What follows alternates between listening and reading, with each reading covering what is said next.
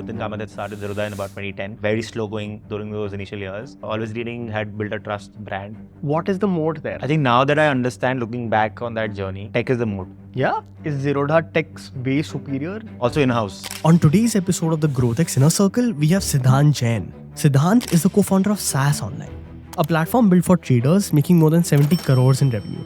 He talks about Zerodha's rise and the insight behind their massive success. What did they crack that other people just couldn't match up to their skill? Think of the referral program, right? I've referred you, you've referred someone else, and he's referring someone else, and you're all in a chain now, right? And you're all referring to the same broker. It's also a size game at some point here. Bigger you grow, the more volumes you have, more gets added to your bottom line because it's all tech leverage, so your expenses don't increase proportionately. Behind the scenes of the stockbroking industry and how it works in India.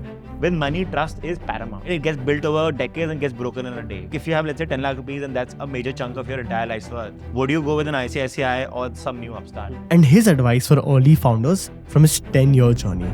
Focus on the brand, the trust from day one. Whatever you promise to the customer, deliver and consistently deliver. Tell me, why do you do what you do? A lot of thoughts come to mind. But I think at the forefront of it is just the thrill and passion for the markets. And when I say markets, meaning the capital markets, which is the stock markets in a layman's term. And, since very early on, I was exposed to them. Me and my co-founder was my brother.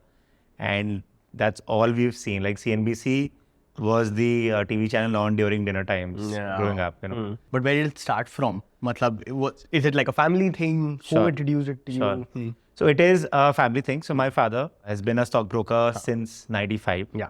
And I went to Singapore to do my undergrad. So I'm a computer engineer by education. Okay. And college ended. I got placed in Singapore in a tech company, but I always had this inclination to essentially go back. Correct. And sort of join my father. Correct. So college ended and I sort of shifted back home to Delhi. So circling back, so I was like, okay, fine, a year of education. This is great. I've learned everything. Yeah.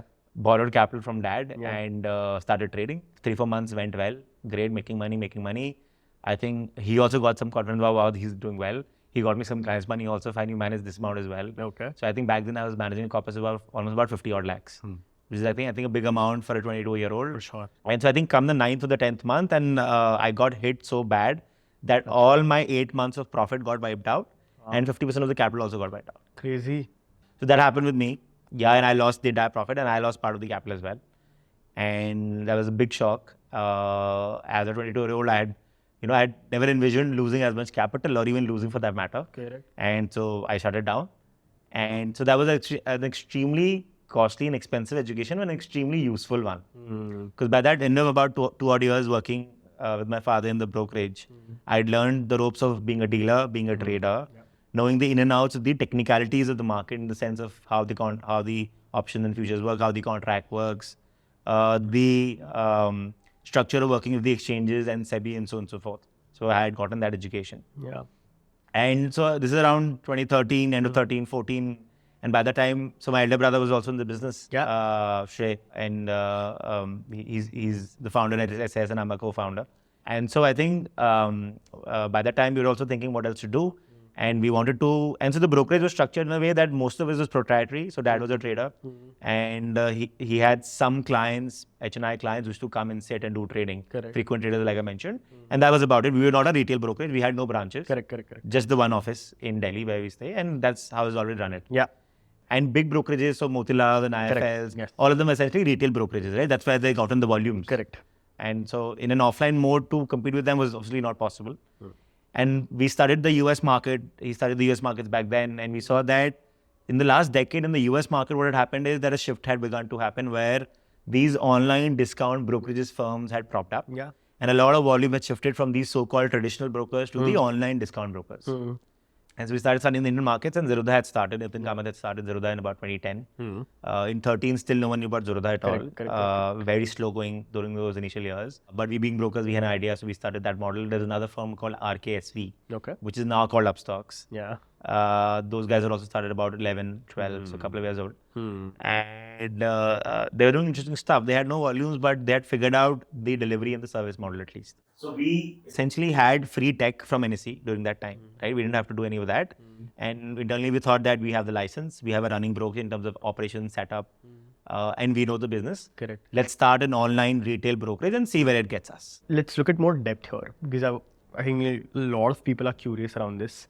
Is if what you're selling ultimately is you can become a broker with us, you can invest via us, you can trade via us. All these products inherently are similar, right? Like you offer the same thing, Like all bank accounts. like all bank accounts. What is even bank accounts, right? Like even bank accounts will offer you different, say, interest rate or something, right? Sure. But Sure. here, even that's not happening. So what becomes your moat essentially? I'm hinting towards Zerodha. Sure. Like, what did they crack that other people just couldn't match up to their scale? What is the moat there? Like, how do you build a crazy business? I think now that I understand, looking back on that journey, which we didn't understand then, is tech is the moat. Yeah. Yeah, very surprisingly. Whereby So how is Zerodha Tech's way superior? also in-house. It's all in-house. Yeah. So in terms of tech, actually there are two pieces of tech which are important in the brokerage business, right? So essentially the app, the consumer-facing front app is the trading app, Yeah. which is the mobile app that you play with, right? But that's only the front end part of it. There's a massive back end which processes the orders called OMS, an order management system, Yeah. which I think even Zerodha has not built yet. And Okay. we use Thomson Reuters, which is what they also use, which Yeah. is I think a majority of the players in the industry use. And those guys have the OMS, and then on top of that, you can build your own front end, Okay. which is what the customer sees. Correct. And they started doing that very early on. Okay. And we ended up to that much later on. Okay.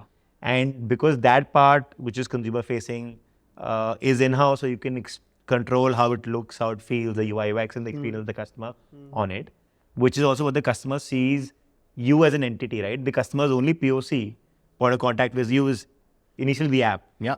right? And then customer service, right? So how that matters a lot. Yeah. So tech plays a role there, right? And although again, similar, right? All apps are nowadays similar. Again, you have trading chart APIs that are pulled in. So the actual functionality of more or less of these apps are similar. You can trade any instrument Exactly. across, or Correct. they're all low latency enough for you not to have a pain. Correct. Right? And anyways, extremely frequent traders still use a web app or a desktop app instead of a mobile For app, sure. right? Yeah. Makes sense. Yeah. And that is still the same, or just the front color is different or whatever, but it's broadly the same. Correct. The other thing I think in terms of moat would be, it's just a very compounding effect, increasing your surface area of trust, if I may say that. Also think of the referral program, right? So now I've referred you, you've referred someone else, and he's referring someone else, and you're all in a chain now, right? And you're all referring to the same broker. Correct. Correct. It's also a size game at some point here. Economies of scale play from a revenue standpoint, that the bigger you grow, the more volumes you have, more gets added to your bottom line because it's all tech leverage. So your expenses don't increase proportionately. However, on the other side, the bigger you grow, customers also start getting more trust in you. Yeah. So think of it in a way that today, an HDFC or a Kotak bank are infallible, right? They're massive banks, great branding, and they manage tons and tons of money of customers in India, right? Yeah. We are a small finance bank. A, by the name, it's a small bank. B, by the nature of just starting up, it has very few deposits relatively. So you wouldn't trust it as much. Yeah. You still have somewhere that might go down, Yeah. right? And my money might go down with it. Yeah. And similar happens here, where the larger broker grows, more and more trust comes in, more and more money comes in. People also, more frequent traders and more sort of people who want to do their own due diligence, do check profit and revenue numbers to get more confidence. Yeah. And for bigger brokers, they're all anyways public or reported in the news, right? So the more you say that this A broker has grown this much, this many clients, this much numbers, revenues, the more you hear, and that more sticks in your mind unconsciously, and then you make a decision when opening. Yeah. Which is also, because it's very interesting you ask that, because they've actually the bigger brokers have never done any paid advertisements. Exactly. It's all Organic in a way, Yeah. partly. I think the other way is to crack this is those websites I mentioned where traders go and check out which broker is good. You come up on those websites and you tie up with those as a partnership and so on and so forth. So Kailash Nath is the real force behind Zerodha, I would assume. But what else? Like, do you think so? Like, break it down for us, right? I'm really curious around this. Is tech the only moat that you could build? For example, is there a difference in how Zerodha crack trust compared to other people? Because like the way I have always thought about it is they really crack trust. So I think I'll take you to, the language we both speak in terms of customer actions, right? What are the action your customer is doing either on your app or on your service? So one is account opening, right? That's the initial one, and onboarding. So you have to really crack that in terms that has to be seamless end to end, right? And you don't want to be spammy like the likes of lenders and loan givers that keep calling the customer again and again, right? So you have to crack that. So that got cracked. Then once he's done that, you have to ensure that he is in sync with the app. He knows onboarded properly, given a demo if need be. He knows he can do that. And then the next major action he wants to do with you, a trader, an investor, a client, is take his money out. Once he's put in money, he's traded, he wants it back also. Right? And for that, you have to ensure that that has never either delayed or failed. So delay happens for a number of reasons that are out of your control, and you have to manage them accordingly. But there can never be a case where you are a broker and I've asked money back from you from my own account and you've failed to give it back to me. If that happens, then your trust is destroyed, right? So essentially, consistency also plays a major part. That day in, day out, through the years, you have to match up to those basic SLAs that you've set. Right? Your platform cannot go down, it goes down. Even for the bigger one, it goes down. There are glitches. But to minimize that, how do you handle that? Do you put up a post on social media saying that we are sorry and we will work towards it and we will make it better? Yes, you do. So people trust you even more. And all the brand brokerages, they have no one leading them, right? You don't know a name there. So a personal brand plays into it, that you're not only trusting the company, but the founder, the guy behind the company, right? And if he's coming and telling you that, I'm really sorry for whatever happened, whatever glitch, and we'll fix it and fix it, they do, then that trust increases. We wrote a post on this actually, around Zerodha, on how they've essentially built like an Apple ecosystem, right, where it's a walled garden essentially. Now they have. So you come in maybe for whatever, right? Say maybe just to invest. Then it's a seamless transition to trading. It's a seamless transition to invest in mutual funds, and everything is connected. It's nice. It's a walled garden essentially. And now they've opened the fund house.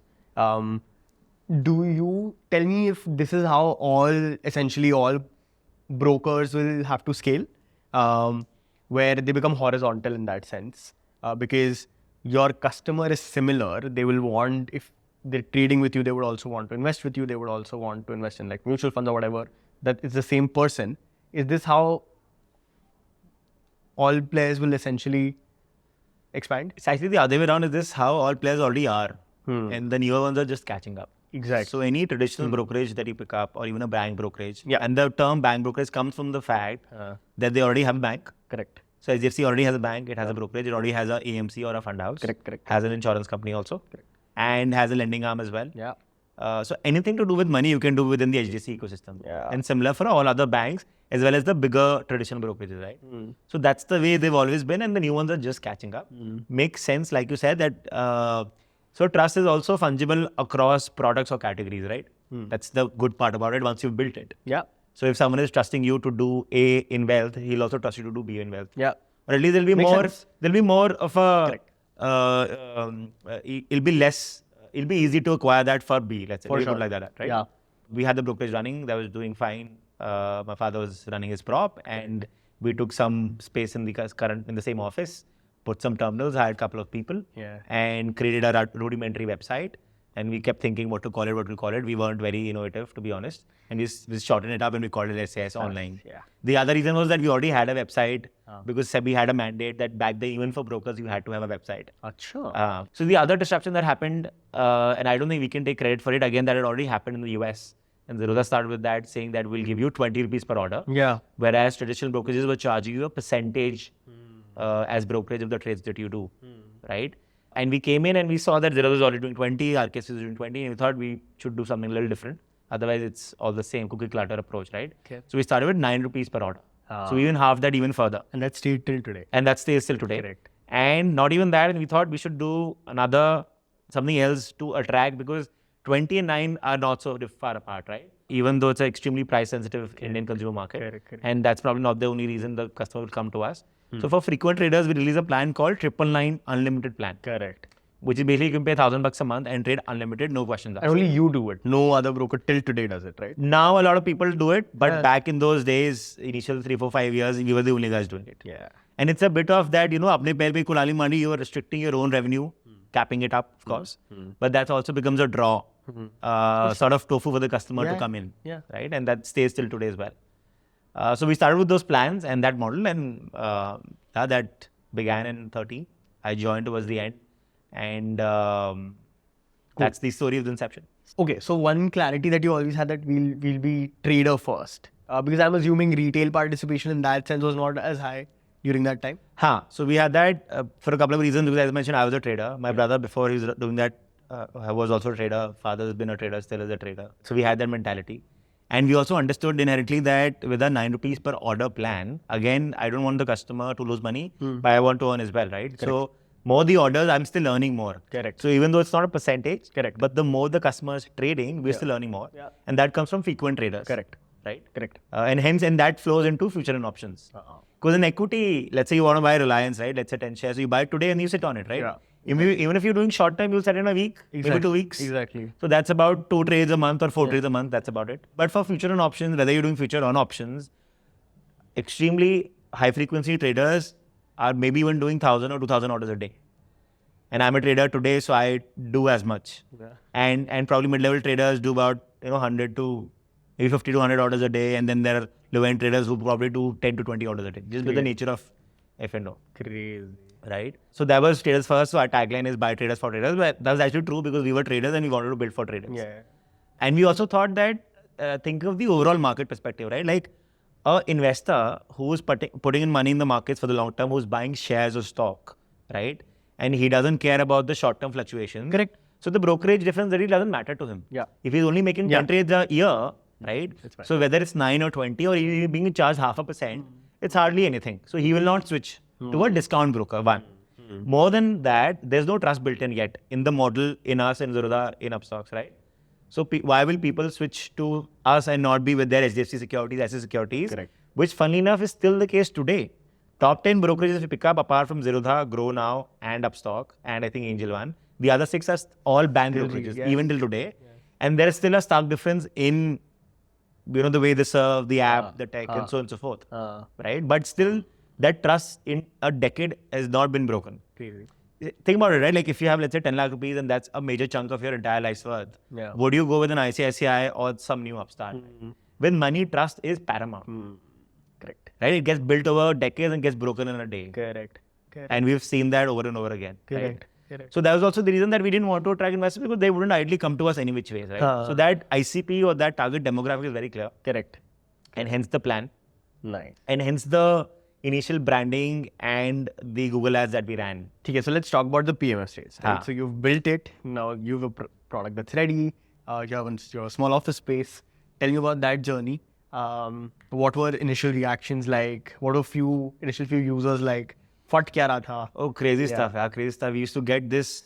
We were based out of Delhi, right? Which is not the financial capital. So people hear a brokerage and they first ask you, are you based out of Bombay? And even I think the other brokerage, let me say, got that a lot, and now it's turned around.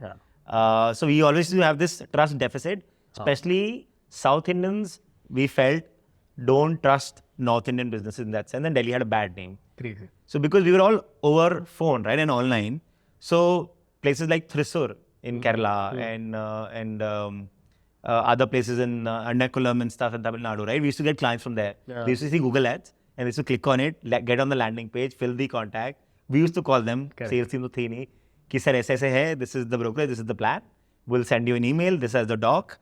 There used to be a 27-page account opening form that you had to sign cover to cover. Correct. Still is today, by the way. And just then online mail today. it, right? And mail us back by like courier, back to us. And so there was also a trust deficit that, how do I trust you? I've not seen you. There's no office. You're not in my city. You're not even in my state or geographical area. And send a check or something. And send a check for account opening. Yes, back then it used to be check. Oh, wow, yeah. Dude, 10 years are crazy. And send a check, right? And how do I trust you? Yeah. So that had to be built in. And plus, you're based in, not even in Bombay, right? Like you're in Delhi. Correct. Why will I trust you? So we had a lot of trust deficit.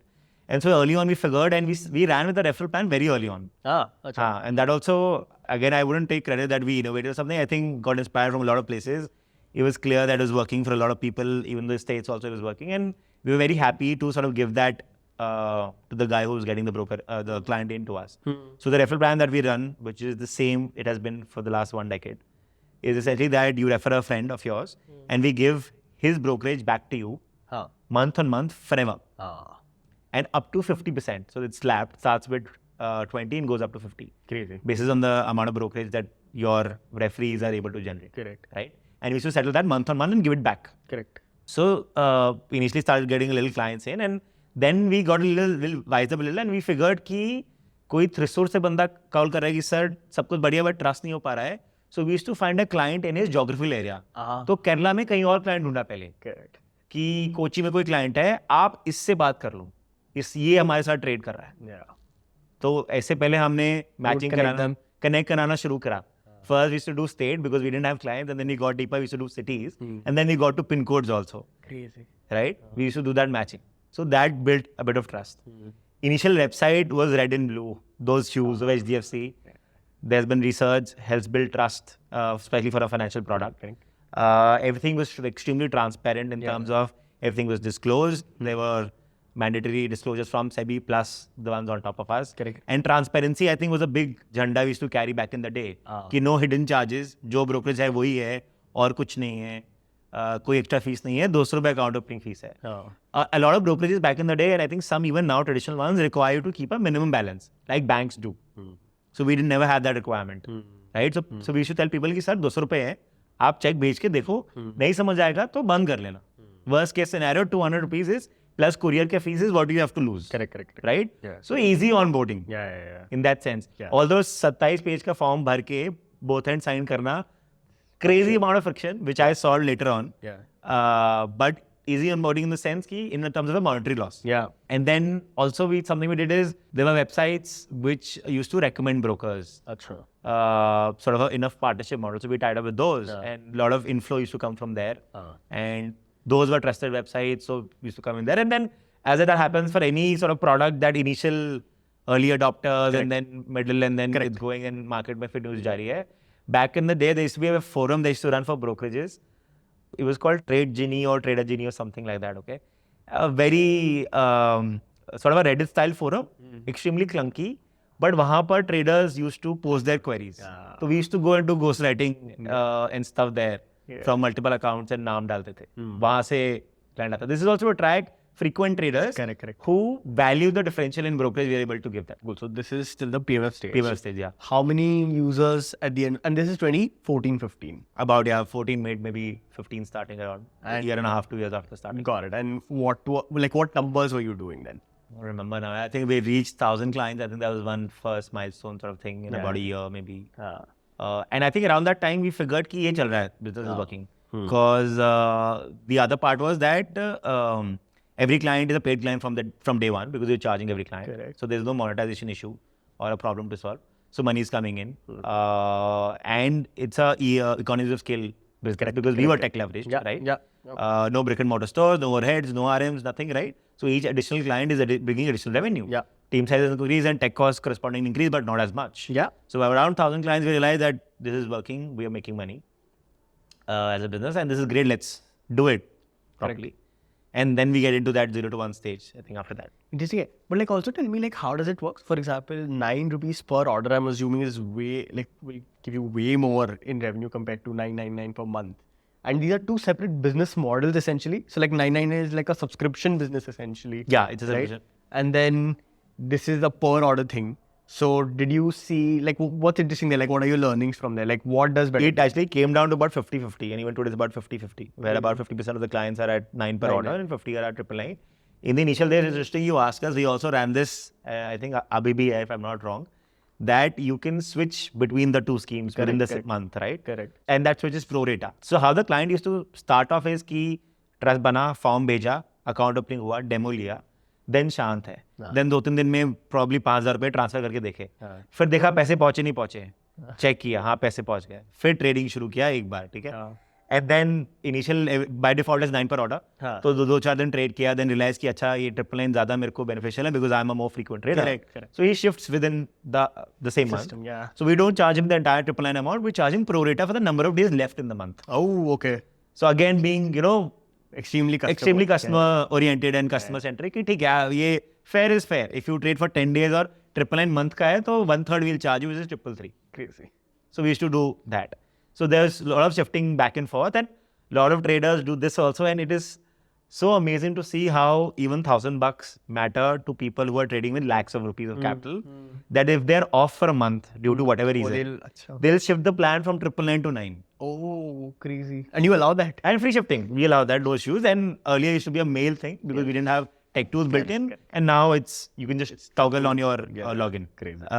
So yeah, but just the psyche of the trader, even $1,000 he wants to, it matters, right? Yeah. And that's just, I think India is large, extremely price sensitive and value conscious market. Very interesting. Cool. Got it. So this was till 2014, 1,000 users. And what are volumes looking like? A number of customers and I think number of orders used to track back in the day. So maybe about 2,000 to 5,000 orders a day, anywhere around that. Crazy. As on today, we do about maybe 5 to 6 lakh orders a day. Correct. Something like that. So in the 0 to 1, then what happened is that initial PMF hit.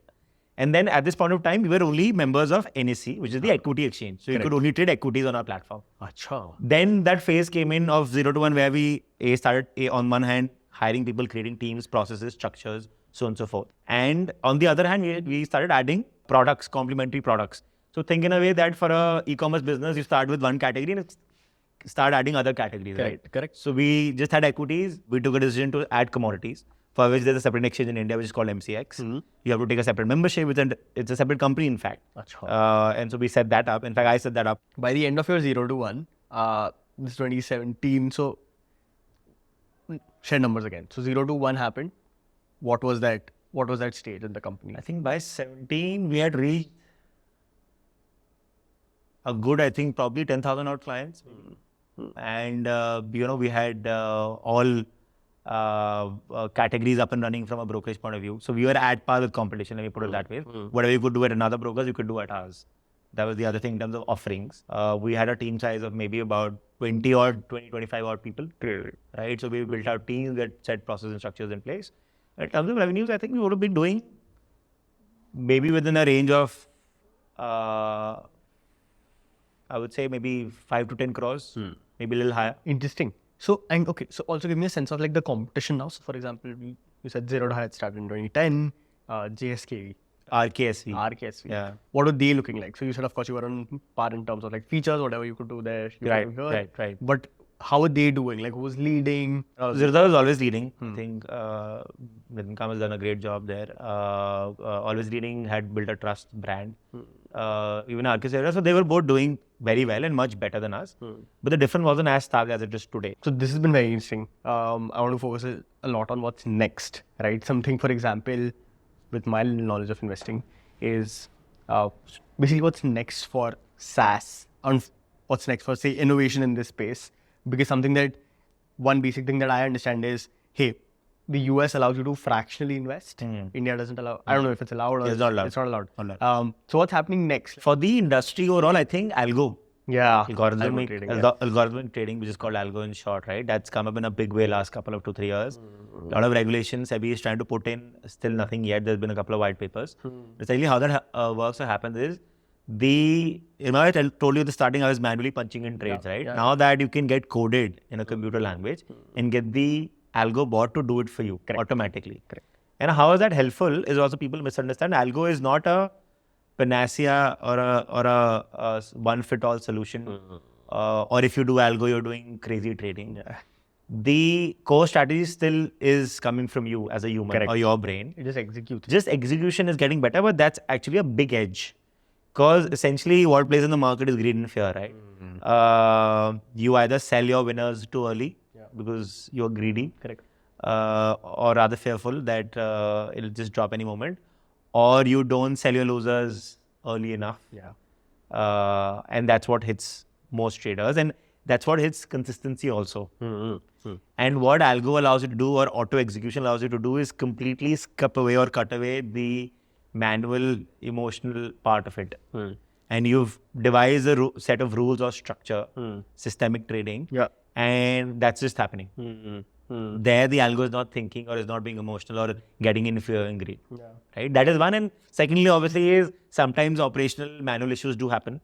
Let's say fat finger, which is you've punched the wrong number or you were not quick enough and so on and so forth, which it takes care of. That is the basic thing. But the larger part is essentially doing away with human emotion and human era. Awesome. I think final two, we were on numbers for SAS. So by the time you were stepping away, what like broad numbers? Broad numbers, I think revenue would be maybe 40 to 50 CR. Yeah. Broadly, we had about 50,000, 60,000 clients. Overall, active would be a little lesser. But our percentage is much higher because our type of clientele is anyways the active trader. Correct. Right? So compared to other brokerages where their active is very low. Correct. And then we were doing about 5 lakh orders a day. Or we're doing a little more now. And doing about maybe a percentage of the entire market. And so what are margins like? So when you say like 40 crores? So brokerage is a business. No capex. Yeah. Right? No brick and mortar, no Economies RMs. of scale. Extremely tech leverage. So we are managing as much with only about a 50-member team. Exactly. Right? Extremely, or a 60-member now, whatever. Because extremely tech leverage, right? App outsourced. We don't even have a now tech team for the app part. Thomson Reuters. And then there's another front-end player who runs the app. Okay. Majority of that chunk of that employee base is essentially a customer support, call center. Correct. Customer support, right? All of that is also now much more via ticketing through, Freshdesk and so on and so forth, and self-toggling options for clients. Correct. Right? Some call and trade and some sort of risk management teams. And then about 10, 15 odd people in the back office and accounting space. Yeah. More you grow, this does not grow proportionately. Correct. So extremely high operating margin business. Yeah. As high as maybe 60-65%. The other reason is that, so now another change, so a bit about compliance, right? Extremely compliance heavy business. It was actually a major, and I used to do compliance myself. I used to look after it, the audits and the day-to-day compliance. And you have 50 things that you send in a given day, 30 in the week, 20 in the month. That is massive amount of compliance.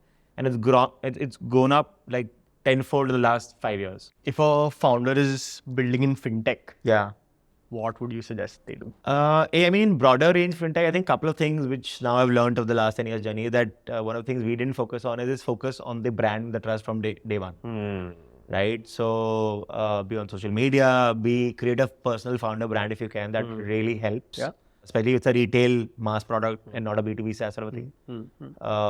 And be available, be interactive with the customers, build that brand from day one. Try to get their trust. That really helps and makes a difference. And I think the other is that, again in Fintech, right, because trust is the major key. So whatever you promise to the customer, deliver and consistently deliver. Like two broad things, irrespective of whichever industry, whatever you're building in within Fintech. Yeah. Because such a vast space. So I think the other thing is broadly, I think finance or Fintech wise, I think India is, I feel we're at the cusp of an inflection point in the sense that, $4 trillion economy, wanna move to 10 trillion in the next 10, 15 odd years. We'll of course get there. Yeah.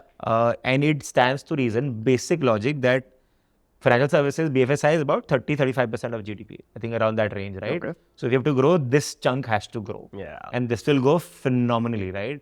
And your numbers in terms of penetration for whether it be insurance or wealth, mutual funds, Demat accounts, there's only 10 crores or whatever in a 140 CR nation, and those are not even unique, whatever. Yeah. All of that is very underpenetrated, which does not mean that tomorrow you start building, it will go crazy. But yes, decade is crazy. Yeah. Decade is crazy. And I think just saying that investment call India for both within internally and externally. So like the 10-year journey of building this, if you have to summarize, now that you have hindsight, what would you not have done?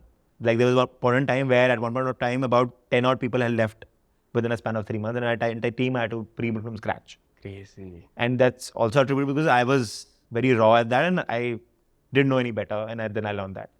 So that's how the journey's been. I think for a newbie, for what I would not do, I think I personally got stuck in that BAU mode quite a bit for a number of years. Yeah. And that's something I would sort of advise or recommend others to get out of as soon and as fast as possible for the growth stage. Because Also the BAU to people who can do execution but constantly keep thinking big and what's next. Yeah, absolutely. Yeah. What else? I think just really enjoyed the entire market thing, and I think it's a full circle for me. So now I'm a trader myself, which is the way I started. And we had this rule when we were running the brokerage that we would either run the brokerage or trade. So we wouldn't do either. Both. Because it's a lot of bandwidth gets taken up if you're a trader. Correct. Both mental and emotional space as well. And then this really hampers anything else around you. Correct. So I don't think you can be both. And so then when I sort of stepped back from operating in the business, then I took up trading this around post-COVID as well. And that's what I'm doing full time. And I'm just really loving it. It gives you such a high, just such a crazy experience doing that. Yeah. And making money some money out of it as well. I don't think that's long term for me though. So I'm now in the stage of figuring out what next. Yeah. But fintech is a space that's close to my heart. But what are you seeing? For obvious reasons? And I think one big space I see is account aggregator. So AA framework, which I don't know if you're aware. No. So AA or account aggregator is basically regulation that's already in place. And in fact, people have started building out stuff around it and it's already live, whereby you as a customer for all your financial data can give consent to your various parties, and other parties using APIs can pull that data. Okay. So think of something like you go apply for a visa for travel, Yeah. and they need your bank statements and your ITRs, Yeah. right? Schengen visa requires that. Today you have to go to your bank, download, you have to go to your income tax or your CA, ask him, and then collate that. Correct. Tomorrow, via a button on that app, you can give the consent, just a click and an OTP, and they'll auto fetch your bank statement from your bank as well as your ITR from the government's website. Ooh. So they are allowing access to all your financial data via APIs through varied checks and balances, and of course approved by you, the user and the owner, to a variety of financial institutions wherever required. Crazy. It's already blowing things out of the water. Still in a nascent space. I think 5 years down the line, we're going to see some crazy stuff. And I don't think any other country in the world has this. Crazy. Yeah. Who do you think is building something interesting? Everyone's doing it. Yeah, there are 100 people doing it. All the biggies are doing it. Everyone wants to get into it. There's not a revenue model figured out here yet because it's free for the initial part of it. But you can just imagine the implications, right? Take us through a few, some examples that you've thought of. Yeah, so something like Visa, where essentially any non-financial ancillary work you have to do where financials are required, which today is very broken. Bank, you have to, so stupid stuff like bank statement stamped hona chahiye. You have to go get it physically printed or send a guy and get it stamped and then upload or send. Not even ki download chal jata hai. Correct. And if the download also works, then you have to log into your bank. Correct. Who logs into net banking anymore? I've not done it in the last 6 months. Exactly. UPI, you see the balance and that's about it. Correct. And anything under 1 lakh rupees, you can transfer via UPI. Yeah. And इसमें you get a credit, agar hai to balance pata lag jata hai. There's no need, right? Exactly. So bank statement, you have to log in, find it, search it, download it, PDF it, and then send it. Yeah. So any non-financial ancillary activity which requires your financial data, bank statement, ITR, salary slips, correct, any of it, which will be required down the line also for a number of things, that can be auto-pulled basis on your say-so as the owner. Going one level deeper or in fact higher than this is basic. Second could be that you have an insurance claim pending or something and the insurer requires some data of you, financial data again. Easy. You can authorize him access to that data for a limited period of time. Ooh, interesting. Right? You can set that, which gives you the power and the comfort and him only access to as and when required. Then that's already built in. So whatever I'm talking is already in the regulation. It's happening. People are building around it. It's going to happen next 5 years. You're going to see consumer apps coming up and allowing you to do that. Third is, on a parallel to that is, so you are from a wealth perspective, right? So you as an individual are investing in stocks through your broker. Maybe you have 2-3 different broker accounts. Correct. You are trading F&O also. Correct. You are investing in mutual funds, maybe through a Grow or something. Correct. Right? You have insurance policy also. You have health insurance, you have motor, correct, you have whatnot. Correct. So there are about 20 different asset classes and instruments that you as an individual is using. Correct. Account aggregator, literally the word, allows you to aggregate all of them in one app, one place. Which has not happened yet. IND does something similar. So IND does to an extent, but a lot of stuff it is still not able to do. So something like if you're in a PMS or a AIF, and if they are not synced up with that PMS or AIF, right? So that aggregation is now opened up in a API only format for everyone. So if it's in your life as a human, if you have 20 different financial institutions that you're interacting with, all of them have data funnels or tunnels which have these wires coming out. You pull wire here, pull wire here, pull wire here, connect and show what you want. And all of this is customer access and authorization pre-built in. Crazy. So you have the power to share and not share your data. Crazy. Fuck, this is what IND will look like in 5 years. I think there'll be way more. I think there'll be a couple of bigger players in the space who will be sort of killing it. Sexy. Love it.